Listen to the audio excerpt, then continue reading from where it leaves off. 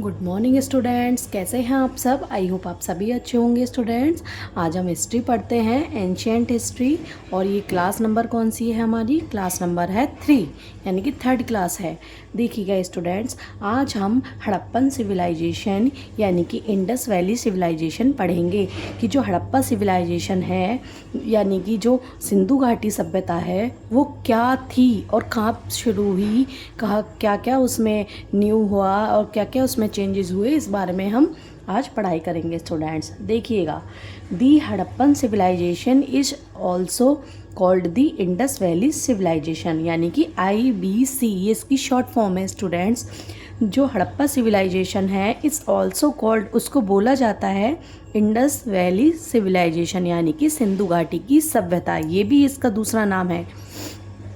देखिएगा, it was of the world's earliest urban civilization, ये जो सिविलाइजेशन थी, ये जो सभ्यता थी, वो विश्व की सबसे पहली शहरी सभ्यता थी। यानी कि उस टाइम के लोग जो थे वो शहरों की तरह मकान बनाकर, घर बनाकर, उनका रहन सहन थोड़ा ऐसा ही था।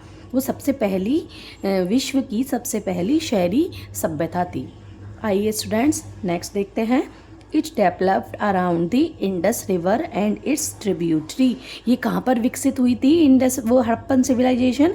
ये जो इंडस रिवर है यानी कि सिंधु नदी है, ये यहीं पर ही विकसित हुई थी। एंड इट्स टेरिबिटरीज, यानी कि जो उसकी सहायक नदियां हैं, इंडस रिवर तो हो गई, सिंधु नदी और उसकी जो सहायक नदियां थी उनके आसपास ही ये विकसित हुई थी। क्या विकसित हुई थी? हड़प्पन सिविलाइजेशन, यानी कि सिंधु घाटी की सभ्यता स्टूडेंट्स। आइए आगे देखते हैं। Time period 2500 BCE to 1900 BCE mature phase. देखिएगा, ये जो टाइम पीरियड था हड़प्पन सिविलाइजेशन का क्या था, कब से लेकर कब तक ये हड़प्पन सिविलाइजेशन का टाइम पीरियड था? 2500 BCE से लेकर के 1900 BCE, यानी कि 2500 ईसा पूर्व से लेकर के 1900 ईसा पूर्व। और ये जो टाइम पीरियड था इसको क्या बोला जाता है? इसको मैच्योर फेज बोला जाता है स्टूडेंट्स। आइए आगे देखते हैं हम। अभी तो हमने ये इंट्रो ही पढ़ा था इसका। देखिएगा, डिस्कवरी, ये जो खोज हुई इसकी हड़प्पन सिविलाइजेशन की, इंडस वैली सिविलाइजेशन की, सिंधु घाटी सभ्यता की, वो कैसे हुई और किसने की? देखिए students, first discovered in 1921 at Harappa, ये पहली बार जो इसकी खोज हुई थी वो 1921 ईस्वी में हड़प्पा में हुई थी। ठीक है स्टूडेंट्स। एग्जिवेटेड बाय दयाराम साहनी, और किसके द्वारा इसकी खोज की गई? कौन पर्सन थे? दयाराम साहनी, इनके द्वारा ही हड़प्पा सिविलाइजेशन की खोज हुई। नेक्स्ट देखिएगा, इन 1922 Mohenjodaro was discovered by RD Banerjee, यानी कि रखालदास बनर्जी। RD बनर्जी की फुल फॉर्म है स्टूडेंट्स रखालदास बनर्जी, एक पर्सन का नेम है। देखिएगा, 1922 यानी कि 1922 में जो मोहनजोदारो, ये भी एक प्लेस है, वॉज डिस्कवर्ड, ये किसके द्वारा खोजा गया था? ये RD बनर्जी यानी कि रखालदास बनर्जी के द्वारा खोजा गया था।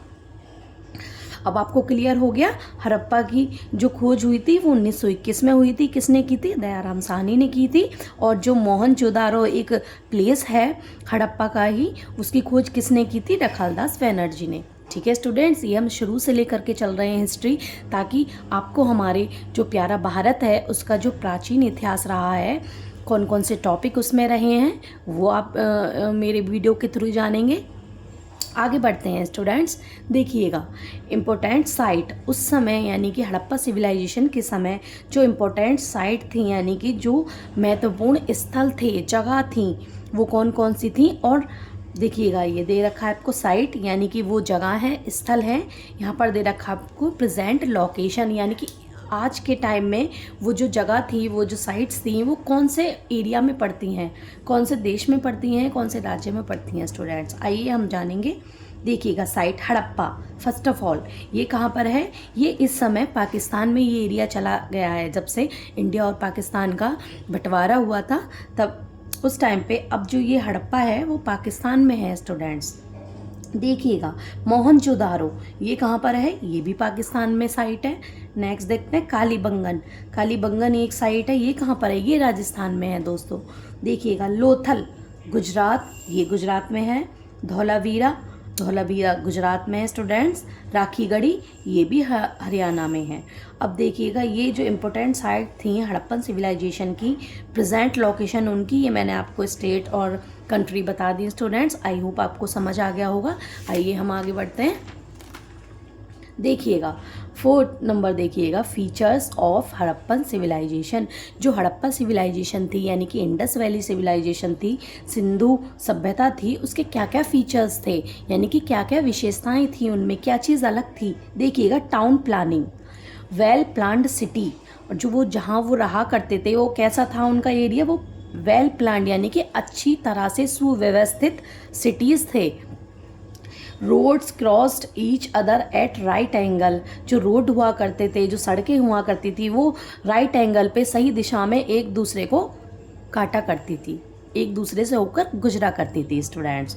नेक्स्ट देखिएगा houses were built with baked bricks, जो घर बना कर हुआ करते थे उस समय में हड़प्पा सिविलाइजेशन में बेक्ड ब्रिक्स यानी कि जो पक्की ईंटें हुआ करती थी उनसे बना हुआ करते थे। इससे ही आप अंदाज़ा लगा सकते हैं कि जो हमारी प्राचीन सभ्यता, सबसे प्राचीन सभ्यता जो कि हड़प्पा सिविलाइजेशन थी, उस समय भी पक्की ईंटों से घर बनाए जाते थे। देखिए students, cities were divided into Citadel, जो सिटीज़ थी, जो शहर थे, उनको 2 पार्ट्स में डिवाइड किया गया था। एक तो अपर टाउन और नेक्स्ट हो गया आपका लोअर टाउन। ये जो 2 सिटीज़ थी उनको 2 पार्ट्स में डिवाइड किया गया था। ठीक है, नेक्स्ट देखते हैं स्टूडेंट्स ड्रेनेज सिस्टम। वहाँ का ड्रेनेज सिस्टम कैसा था यानी कि पानी जो होता है, वाटर जो होता है, उसकी निकासी कैसे हुआ करती थी, कैसे पानी निकास हुआ करता था।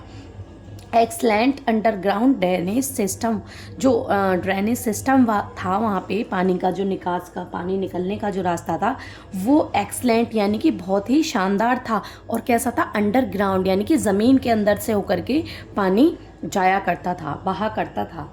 नेक्स्ट देखिएगा एवरी हाउस हैड ड्रेन्स, जो प्रत्येक घर थे उस एरिया में, सब में पानी की अच्छी खासी व्यवस्था थी वाटर की। कनेक्टेड टू मेन ड्रेन्स, वो कनेक्ट हुआ करते थे, छोटी छोटी जो ड्रेनेज सिस्टम होता है, जो नालियाँ हुआ करती थी, वो एक मेन ड्रेन्स यानी कि बड़े से नाले से होकर कनेक्ट हुआ करती थी।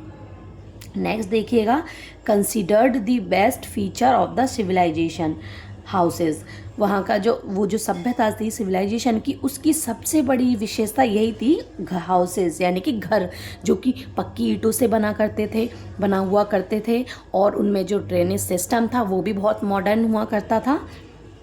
नेक्स्ट देखिए बुल्ट विद बेक्ड ब्रिक्स, जो कि घर हुआ करते थे, जैसे कि मैंने अभी आपको बताया, जो पक्की ईंटें हुआ करती थी उनसे बना हुआ करते थे।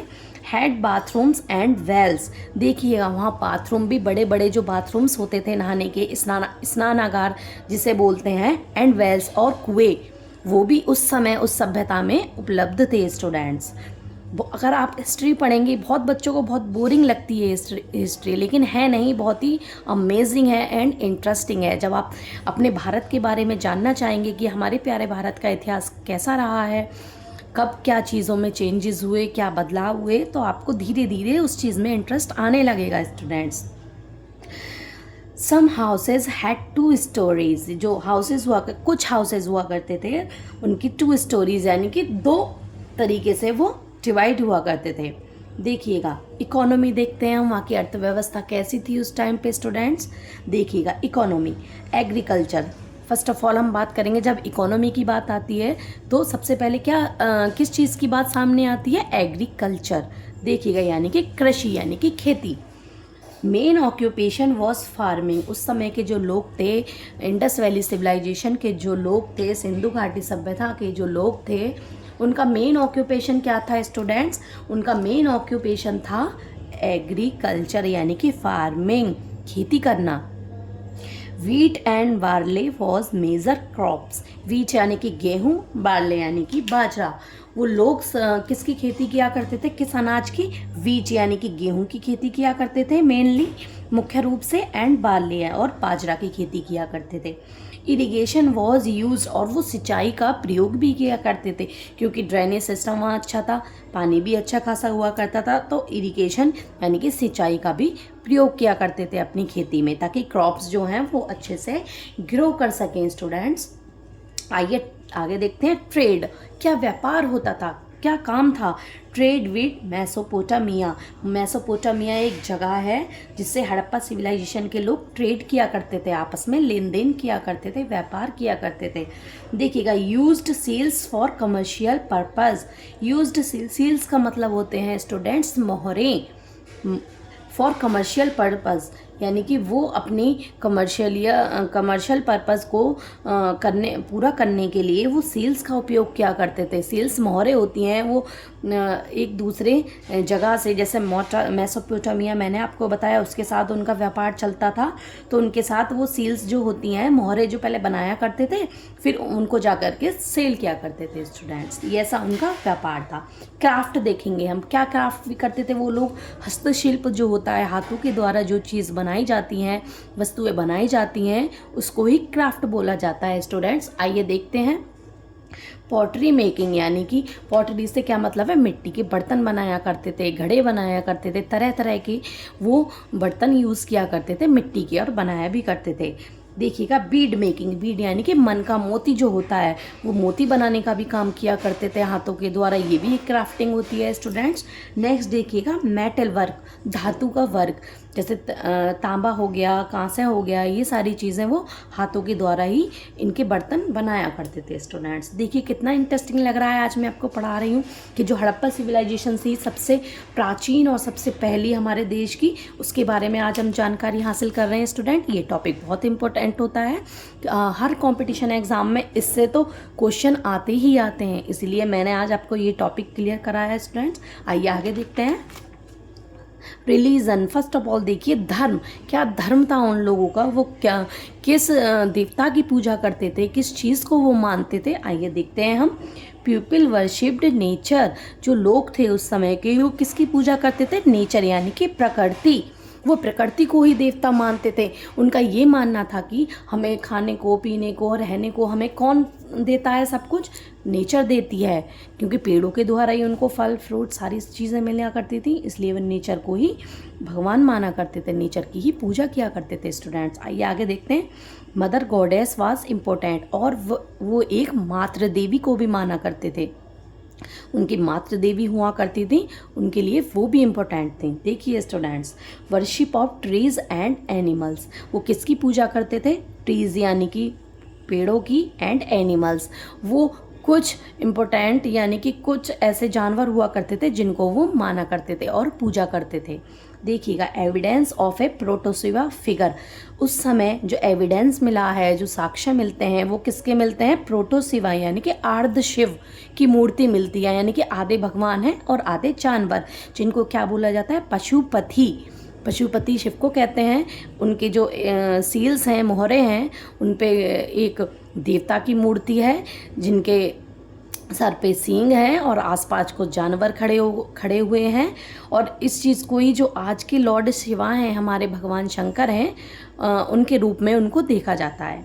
देखिएगा स्टूडेंट्स, स्क्रिप्ट, उस समय जो स्क्रिप्ट हुआ करती थी, लिपि हुआ करती थी, लेखन जो कला है वो कैसी हुआ करती थी, उसके बारे में जानते हैं स्टूडेंट्स। देखिए Harappan developed their own script, जो हड़प्पन लोग थे वो उन्होंने अपनी खुद की स्क्रिप्ट तैयार की थी, यानी कि खुद की लिपि। जैसे हमारी हिंदी की लिपि कौन सी है स्टूडेंट्स, देवनागरी लिपि। इसी तरीके से जो हड़प्पन की जो लिपि हुआ करती, जिस तरीके से वो लिखा करते थे, वो कौन सी भाषा में लिखा करते थे, उन्होंने अपनी अलग ही स्क्रिप्ट तैयार की थी। देखिएगा स्क्रिप्ट इज स्टिल अनडिसिपर्ड, यानी कि जो स्क्रिप्ट थी उस समय, वो जो लोग लिखा करते थे, लिखा रहता था पत्थरों पे गुदा हुआ, वो अनडिसिपर्ड यानी कि पठनीय नहीं है, उसको पढ़ा नहीं जा सकता, वो आज तक समझ ही नहीं लगी कि वो कौन सी लैंग्वेज है, उसको पढ़ा नहीं जा सकता। Written from right to left, और वो किस तरीके से लिखी जाती थी, वो लिखी जाती थी राइट टू लेफ्ट, यानी कि दाएं से लेकर के बाएं। स्टूडेंट्स हम कैसे लिखते हैं, हम कैसे लिखते हैं स्टूडेंट्स, बताइए आप। हम लिखते हैं लेफ्ट टू राइट, यानी कि बाएं से दाएं, ऐसे ही तो लिखते हैं हम, ऐसे। और उस समय के लोग, हड़प्पन सिविलाइजेशन के लोग कैसे लिखते थे, ऐसे, लेफ्ट टू राइट, यानी कि बाएं से लेकर दाएं। ठीक है स्टूडेंट्स, आइए देखते हैं आर्ट एंड आर्किटेक्चर, यानी कि उस समय जो वास्तुकला थी वो क्या थी, कैसे थी, वो उसके बारे में हम जानकारी देखते हैं। फेमस ऑब्जेक्ट, उस समय देखिए क्या क्या चीज़ फेमस हुआ करती थी। ब्रॉन्ज डांसिंग गर्ल, ब्रॉन्ज यानी कि कहाँ से बोलते हैं, ब्रॉन्ज की एक डांसिंग गर्ल, नर्तकी की मूर्ति, एक ऐसी नर्तकी थी, एक ऐसी प्रतिमा थी, मूर्ति थी जो कि डांसिंग के मुद्रा में थी, यानी कि जो नृत्य करती हुई दिखाई देती थी, वो बहुत फेमस थी। वियर्डेड प्रिस्ट, एक दाढ़ी वाला पुजारी की भी मूर्ति वहाँ पे मिली है जो कि बहुत फेमस थी। सील्स मेड ऑफ स्टेटाइट, यानी कि सील्स यानी कि स्टेटाइट क्या है ये, स्टेटाइट एक स्टोन है, पत्थर है जो कि बहुत सॉफ्ट हुआ करता था, उस पर किसी भी तरह की आकृति आसानी से बनाई जा सकती थी। तो जो स्टेटाइट पत्थर है उससे क्या बनाया जाता था, सील्स यानी कि मोहरें। ठीक है स्टूडेंट्स, आइए नेक्स्ट आगे बढ़ते हैं। डिक्लाइन और हड़प्पन सिविलाइजेशन, जो हड़प्पा सिविलाइजेशन थी उसके पतन का क्या कारण था, यानी कि वो समाप्त कैसे हुई, कैसे ख़त्म हुई, देखते हैं हम आगे बढ़ते हैं। पॉसिबल रीजन, जो पॉसिबल रीजन्स हैं वो क्या थे। फ्लड्स यानी कि वहाँ बाढ़ आ गई होगी, इस वजह से, ये सिर्फ अनुमान लगाया जाता है स्टूडेंट्स, अभी इस बारे में कोई भी प्रॉपर निश्चित कोई भी जानकारी उपलब्ध नहीं हो सकी। इस सिर्फ जो हिस्टोरियंस हैं, जो इतिहासकार हैं, उन्होंने अनुमान लगाया है कि इस वजह से जो हड़प्पन सिविलाइजेशन थी उसका डिक्लाइन हुआ होगा, उसका पतन हुआ होगा।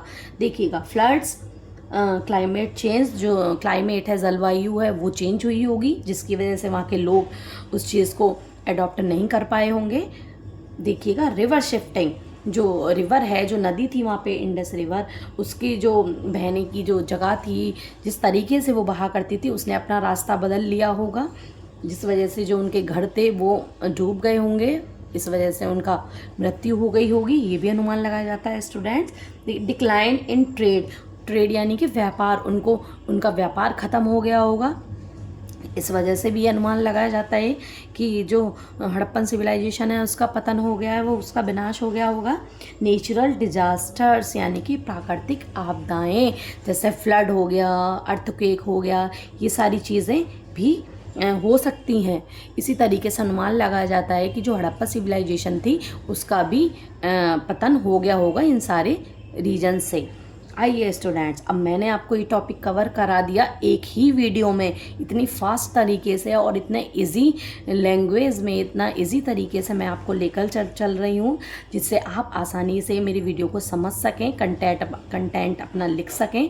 ये हैंड रिटन नोट्स हैं दोस्तों, मैं भी कंप्यूटराइज नोट्स बना के दे सकती हूँ आपको, बट नहीं, आपके साथ साथ मैं भी मेहनत कर रही हूँ ताकि आपकी मेहनत सफल हो सके स्टूडेंट्स, आपके जो सपने हैं वो पूरे हो सकें। आइए इस टॉपिक से जो हमने सारी चीज़ें पढ़ी हैं उसके बारे में एक हम क्विक रिवीजन ले लेते हैं, ठीक है, जिससे हमारा ये टॉपिक है, ये जो कंसेप्ट है वो क्लियर हो जाएगा स्टूडेंट्स। देखिएगा, Harappan civilization is also known as, जो हड़प्पन सिविलाइजेशन है उसको और किस नाम से जाना जाता है, देखिएगा Indus valley civilization. Okay students, जैसा कि मैंने आपको शुरू में ही सब बताया था। नेक्स्ट देखते हैं हम, Harappa is located in, Harappa इस समय कहाँ लोकेटेड है, पाकिस्तान। नेक्स्ट देखिएगा, the great bath was found at, जो सबसे बड़ा यानी कि स्नानागार मिला है वो कहाँ पे मिला था, मोहनजोदारो।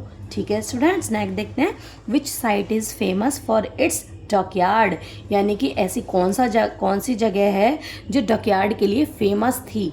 डॉकयार्ड बोलते हैं स्टूडेंट्स जहाँ बड़े बड़े शेप, जहाँ बोट यानी कि नाव ऐसी जगह पर रुका करती थी और उनका रिपेयरिंग हुआ करती थी, उस जगह को ही डॉकयार्ड बोलते हैं।